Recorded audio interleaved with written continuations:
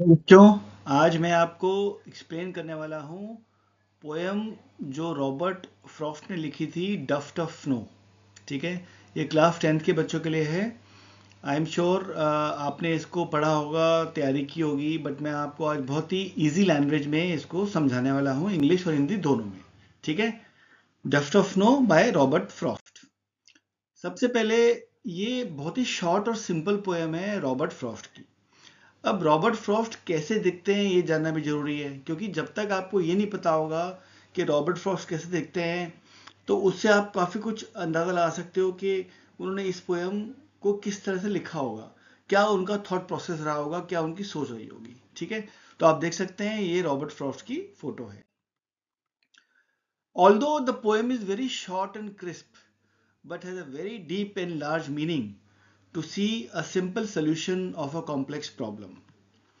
आपने देखा होगा ये पोयम मात्र 8 लाइनों की है, बहुत ही सिंपल और बहुत ही क्रिस्प है, बट इसका मीनिंग बहुत डीप है। क्योंकि ये ना, इसके पोएट ने इसका मीनिंग जो है, आम तौर जो डेली रूटीन लाइफ होती है हमारी, जो हमारी प्रॉब्लम्स होती हैं, उससे इसको जोड़ दिया है। ठीक है, कि कैसे एक कॉम्प्लेक्स प्रॉब्लम जो है वो एक सिंपल सोल्यूशन से सॉल्व हो जाती है। ठीक है, तो ये हम पढ़ेंगे इस पोयम में कि शॉर्ट पोयम को कैसे उसने मीनिंगफुल बनाया है, relating to a complex issue, to see a simple solution. ठीक है, now the essence of the poem. इसका मतलब क्या है कि देखिए, जब भी हम कोई मूवी देखते हैं टीवी में, या फिर हम लोग कोई सीरीज देखते हैं ओटीटी पे या वैसे, तो उनके पहले उसका एक शॉर्ट एंड क्रिस्प डिस्क्रिप्शन आता है कि ये पिक्चर, ये सीरीज किस बारे में है। ठीक है, तो पोयम को अच्छी तरह से समझने से पहले हमें ये देखना पड़ेगा कि पोयम का एसेंस क्या है। सो आप देखिए, how can nature transforms and change one's attitude and viewpoint. मतलब यहाँ पे बोला गया कि जो नेचर है वो कैसे किसी का माइंडसेट, किसी का व्यू पॉइंट, नजरिया, उसका एटीट्यूड बदल सकती है। नेचर नेचर बहुत पावरफुल होती है, आपको पता है। नेचर में बहुत शक्ति होती है।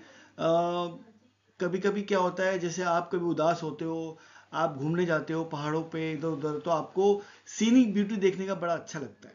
आप सोचते हो कि मैं पहाड़ पे बैठ जाऊं कहीं पे और बैठ के उस सीनिक ब्यूटी को देखूं, तो आपको बड़ी शांति मिलती है देखने से। ठीक है ना।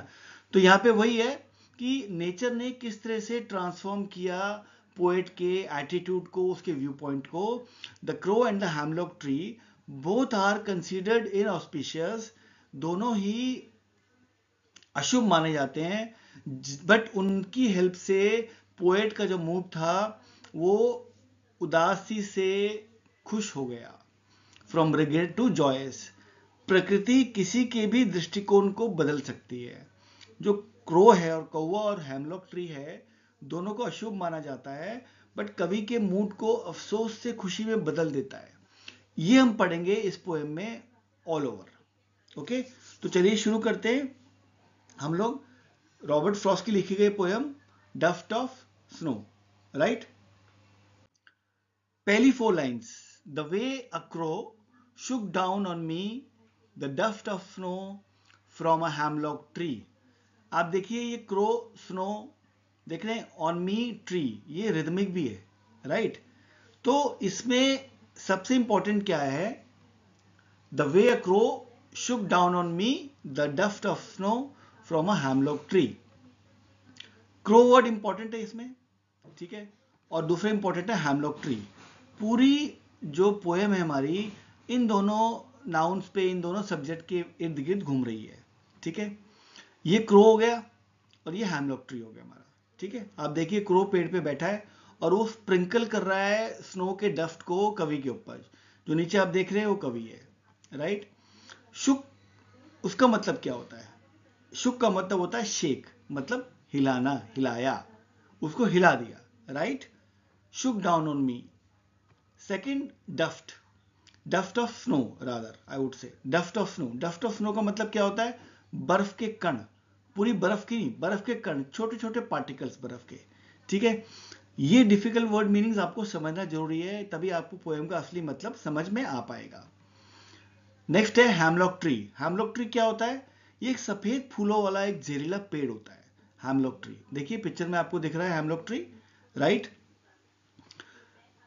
कौवे ने क्या किया, कौवे ने पेड़ की डाल पे बैठ के बर्फ के टुकड़े पोएट के ऊपर गिराए, right. The way a crow Shuk down on me the dust of snow from a hemlock tree.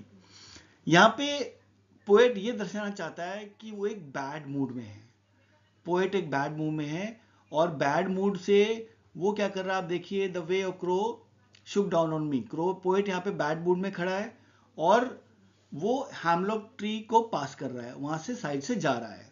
Hemlock tree जैसे मैंने आपको बताया कि पॉइजनस ट्री होता है, विषैला पेड़ होता है। जैसे वो निकलता है, जो कौवा बैठा है पेड़ पे, वो अचानक बर्फ के कुछ कण, डस्ट ऑफ स्नो, उसके ऊपर गिरा देता है, झाड़ देता है, ठीक है। ये इसमें ज्ञात नहीं है, ये इसमें पता नहीं है कि जो स्नो के डस्ट उस पे गिरा रहा है, उसके शोल्डर पे गिराया है या सर पे गिरा रहा है, और जो कौवे का जो एक्शन है उसका मतलब क्या है, ठीक है।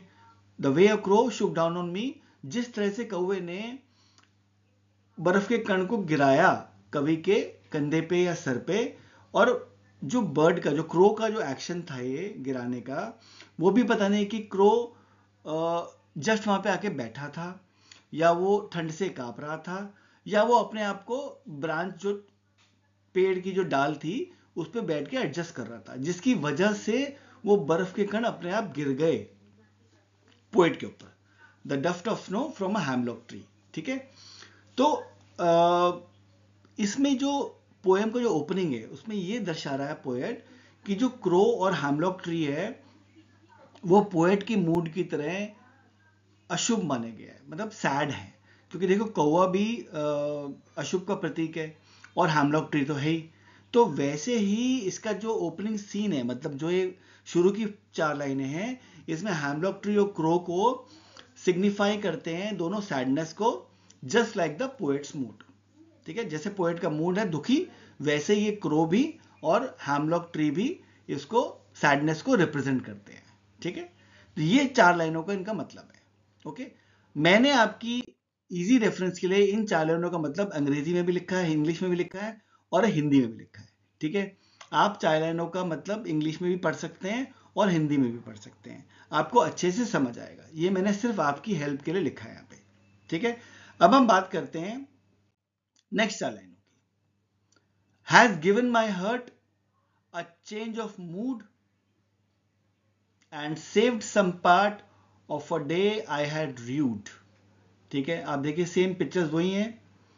अब आप देखिए इसमें चेंज क्या रिप्रेजेंट कर रहा है, चेंज रिप्रेजेंट कर रहा है इसमें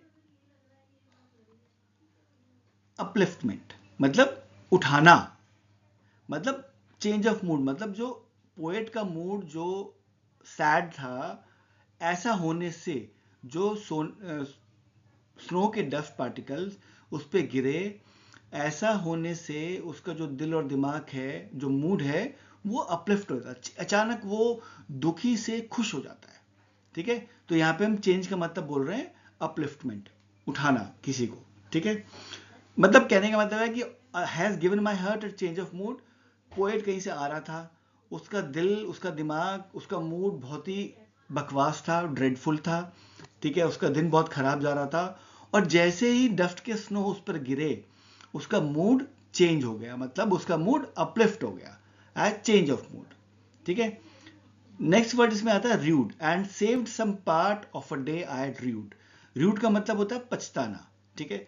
और उसने उसके जो पूरा दिन उसने बैड मूड में स्पेंड किया था, वो बाकी का मूड जो है, वो बाकी का दिन जो है, वो कौवे ने और हैमलॉक ट्री ने सेव कर लिया, ठीक है।